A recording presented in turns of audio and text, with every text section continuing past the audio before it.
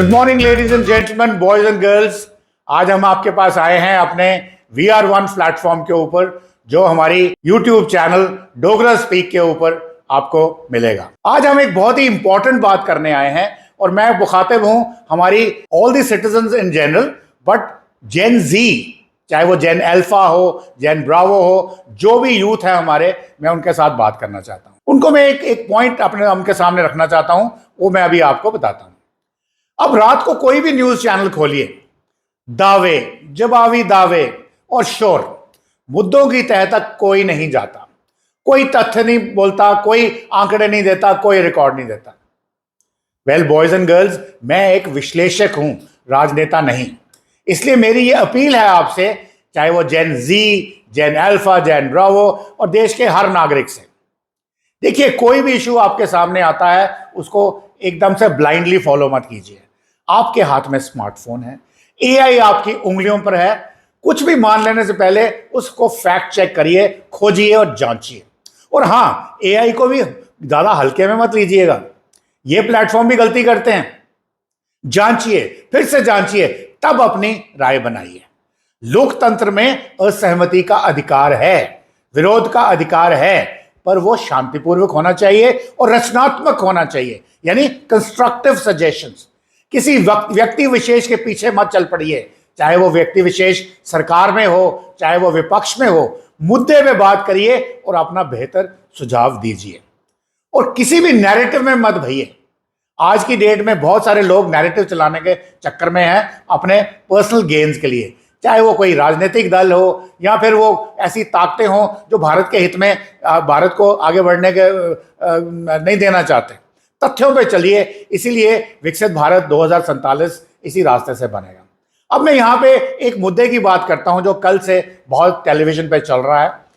बार बार गला फाड़ फाड़ के कांग्रेस के लोग बोल रहे हैं कि देखिए बीजेपी जो है वो विमेन रिजर्वेशन को रिजर्वेशन नहीं दे रही है, उसको इफेक्ट नहीं कर रही है। जबकि ये जो बिल है 2023 में सर्वसम्मति से पारित हुआ है, लोकसभा में 452 वोट्स टू 2 वोट्स और राज्यसभा में टोटल 100% सर्वसम्मति के साथ। तो फिर तथ्य क्या है? तो फिर बीजेपी कैसे बोलती है कि कांग्रेस इसको ऑब्स्ट्रक्ट कर रही है? तो मेरे युवा साथियों, आप इसको सोचिए। मैं आपको यह बताना चाहता हूं कि यस, 2023 में बिल पास हुआ था, 106th amendment constitution act of 2023। ये एक विमेन रिजर्वेशन बिल था। इसके अंदर जो इसकी सेक्शन 5 है, जो आर्टिकल 5 है, वो मैं आपके सामने पढ़ के आपको सुनाना चाहता हूं। अंग्रेजी में है, हिंदी का तर्जुमा मेरे पास नहीं है, बट इतनी अंग्रेजी कोई भी समझ सकता है।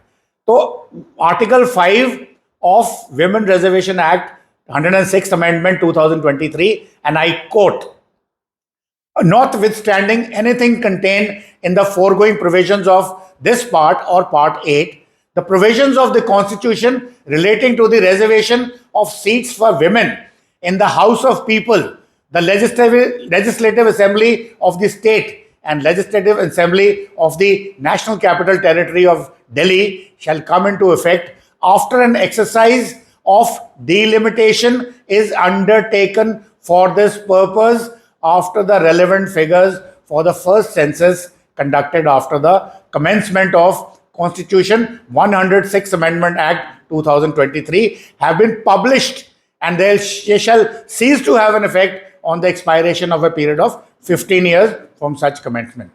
इसमें क्लियरली बताया गया है कि विमेन्स रिजर्वेशन इफेक्ट तभी होंगी जब पहले सेंसस होगा और फिर डिलिमिटेशन होगी, और ये 15 साल के लिए इफेक्ट में रहेगा।